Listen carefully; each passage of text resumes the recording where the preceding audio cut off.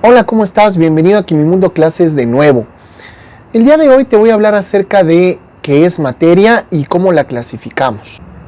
Sin más por el momento, comenzamos en tu espacio Quimimundo Clases, tu canal. Bienvenido.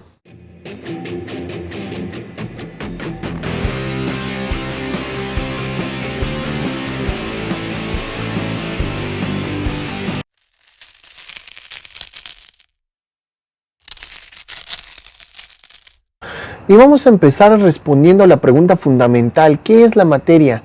Materia es todo lo que ocupa un lugar en el espacio y que tiene masa. De esta forma, cosas como un perro, el aire que respiramos, incluso tú y yo, somos materia.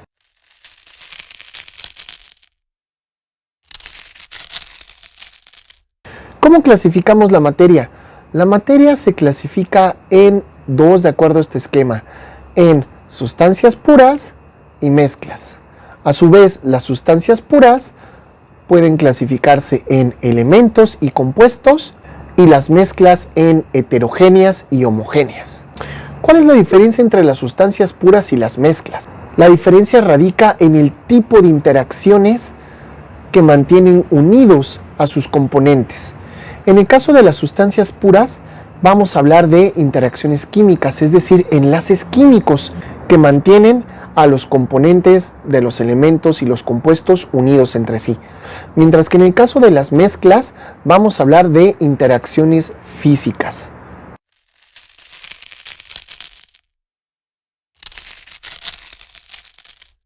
Y bueno, vamos a hablar acerca de sustancias puras. Comencemos con la primera clase, elementos. ¿Qué son los elementos?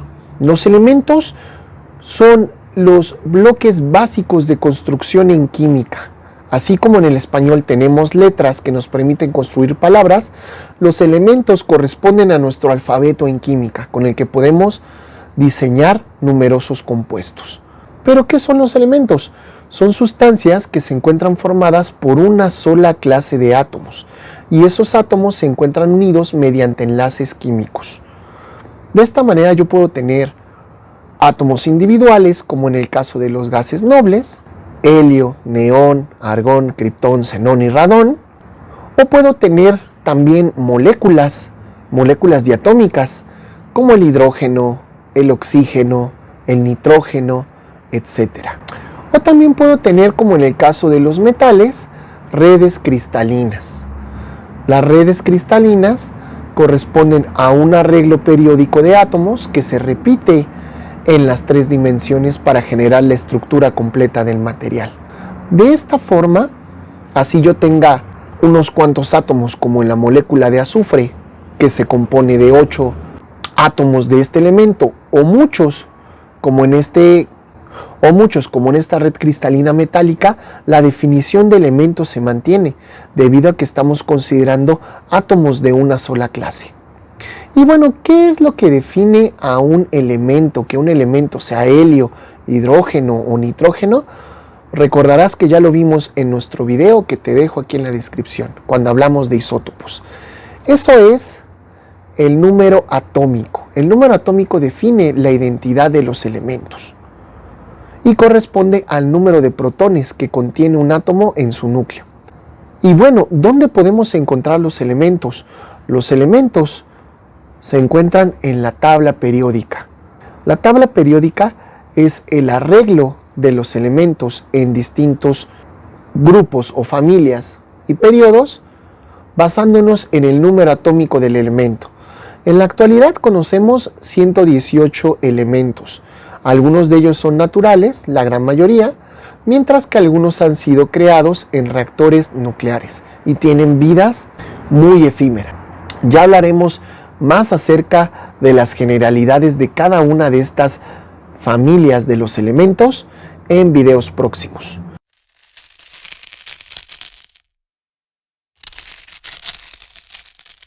Ahora vamos a hablar de la segunda clase de sustancias puras. Se llaman compuestos. Los compuestos se forman a partir de los elementos, así como tú puedes formar palabras a partir de las distintas letras del alfabeto. Al igual que en el español, existen reglas para poder formar los compuestos. Y también existen reglas para nombrarlos. Esto se conoce como nomenclatura, de lo cual iremos haciendo videos poco a poco en el canal. Regresando a los compuestos, son sustancias puras que se encuentran formadas por la unión química de dos o más elementos distintos. En este caso, los compuestos, al sufrir una reacción química, dado que fueron formados a partir de los elementos, tendrán propiedades muy distintas de los elementos padres que les dieron origen.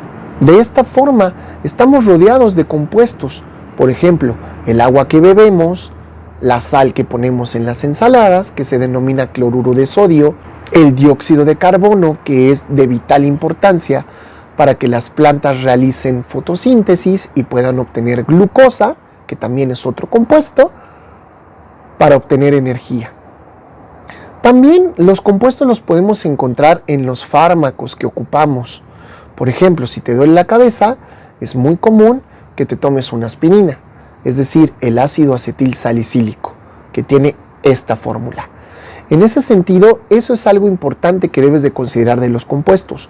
Los compuestos poseen una fórmula química, en donde indicamos cuáles son los elementos que les dieron origen y además de ello, en qué proporción se encuentran. Por ejemplo, en el caso de la molécula de glucosa, podemos ver que esta es su fórmula condensada, C6H12O6. En este caso te estamos indicando que tenemos 6 átomos de carbono, 12 átomos de hidrógeno y 6 átomos de oxígeno. Hay compuestos que son muy importantes para el adecuado desarrollo y mantenimiento de nuestro organismo.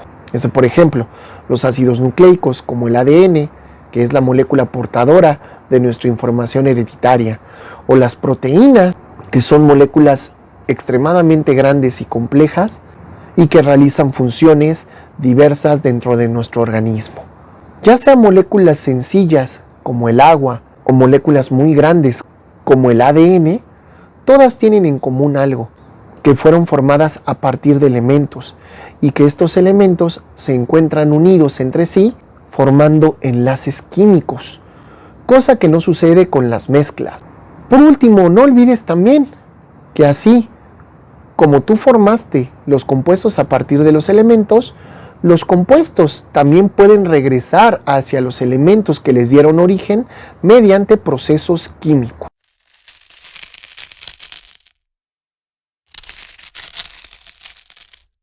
Ahora vamos a hablar acerca de las mezclas. Las mezclas, sus componentes se encuentran unidos mediante interacciones físicas y vamos a distinguir dos tipos como ya te mencioné, las mezclas homogéneas y las mezclas heterogéneas.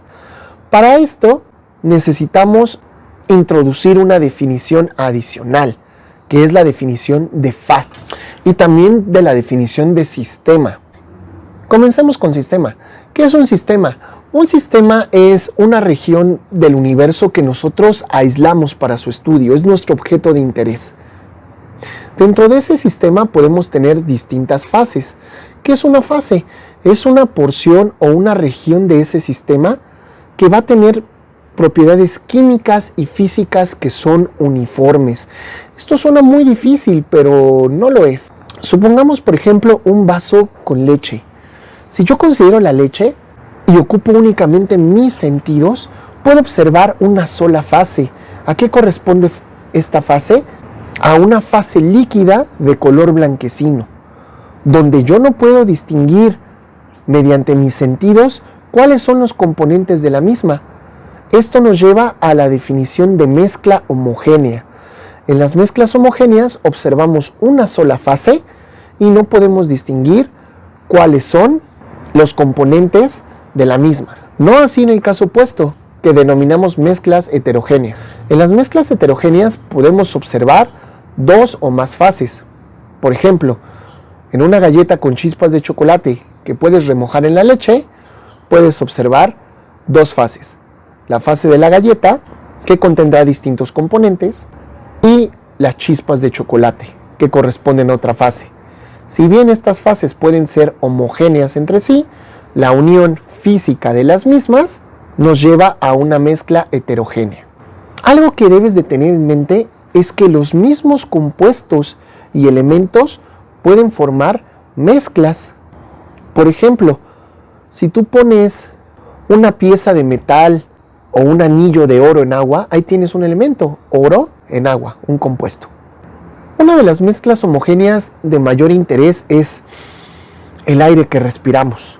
El aire que respiramos se compone mayoritariamente en un 77% de nitrógeno, que es un elemento, pero también se compone de dióxido de carbono, oxígeno que respiramos, vapor de agua y otros elementos en menor cantidad. Son una mezcla homogénea. Mezclas homogéneas son muchas. La pintura, por ejemplo, la leche, como te lo mencioné, un té, etc. Dentro de las mezclas homogéneas más importantes, vamos a distinguir a las aleaciones. ¿Qué son las aleaciones? Son soluciones sólidas de dos o más elementos. Generalmente estos son metálicos, aunque no es necesariamente el caso. Una de las características de las aleaciones es que van a tener propiedades distintas a la de los metales que les dieron origen. Por ejemplo, una aleación muy conocida por todos es el acero. El acero se obtiene al mezclar hierro con impurezas de carbono. El resultado es una aleación metálica que tiene características diferentes al hierro, como una mejor resistencia a la oxidación y una mayor resistencia, cosa que se usó en la antigüedad para generar armas que fueran más resistentes, y de alguna u otra forma este descubrimiento permitió tener una superioridad frente a los enemigos.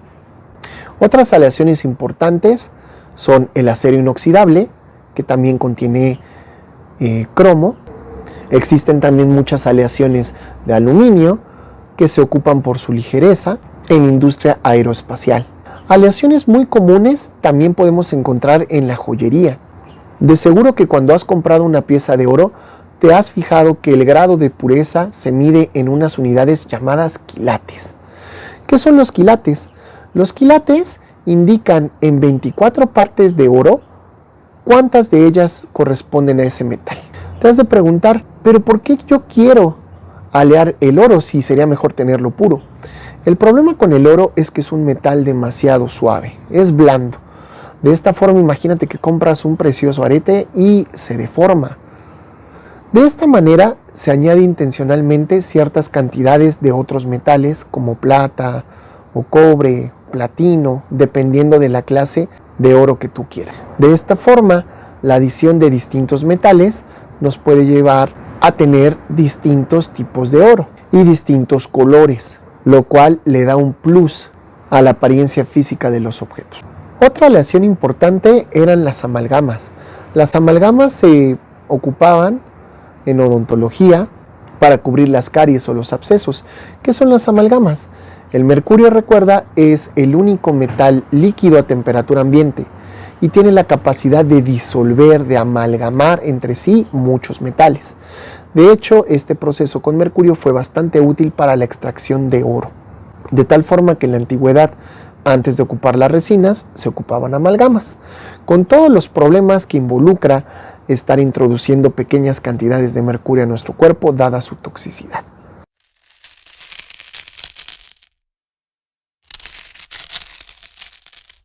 Ahora hablemos acerca de las mezclas heterogéneas. En las mezclas heterogéneas, como ya lo mencionamos, podemos observar dos o más fases. Mezclas heterogéneas las tenemos por doquier.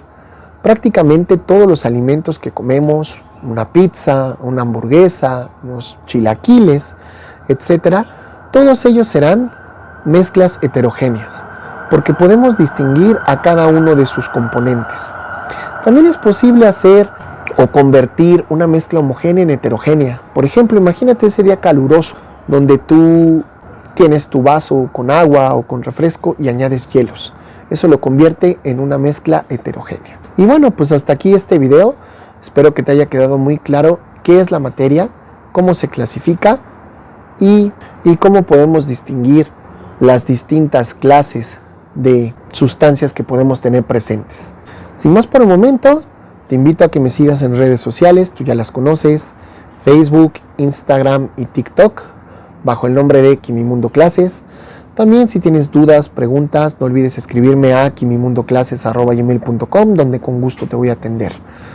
Muchas gracias por tu atención y por seguir aquí. Espero que este video te sea muy útil. Quimimundo Clase es tu espacio, tu canal. Vamos con todo.